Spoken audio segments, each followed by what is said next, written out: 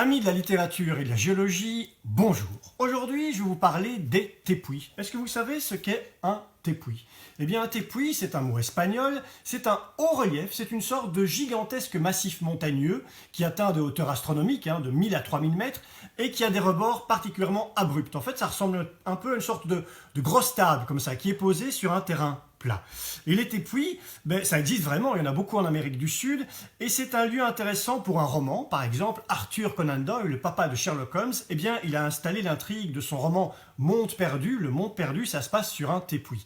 Et le français, François Barranger, a eu la même idée dans son roman Tépuis, un titre bien choisi. François Barranger, c'est un auteur que j'aime bien, il est romancier et illustrateur.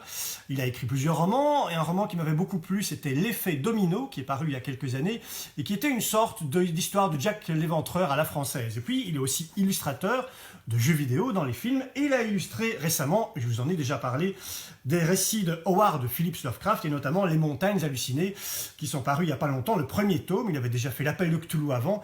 Les Montagnes Hallucinées, c'est en plein travail, un premier tome est sorti, un deuxième tome va sortir. Et puis donc, il publie Tépuis aux éditions Critiques. Ça, c'est un roman, on n'est pas dans l'illustration, même si c'est lui qui a illustré la couverture, et d'ailleurs, on voit bien les points communs entre les deux.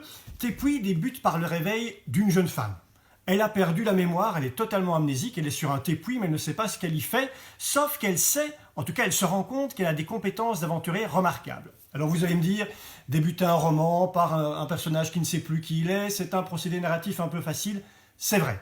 Mais l'avantage, c'est qu'on va suivre l'enquête de ce personnage sur elle-même, ce qui va permettre à François Barranger de multiplier les pistes de narration et de multiplier les intrigues. Parce qu'en plus de l'enquête de ce personnage qui va devoir découvrir ce qu'elle fait sur ce tépuis, eh bien, une fois qu'elle aura découvert ce qu'elle y fait, eh bien, elle va devoir accomplir sa mission. Donc ça fait déjà deux histoires intéressantes, et surtout que cette mission est liée à une découverte scientifique majeure.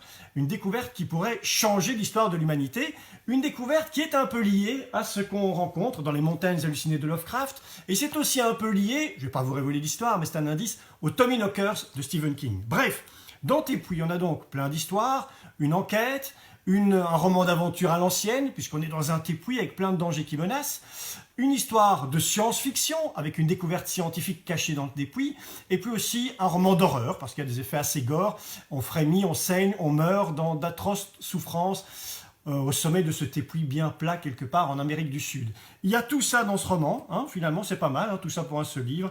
Tépuis de François Barranger, c'est aux éditions Critiques, et moi j'ai bien aimé.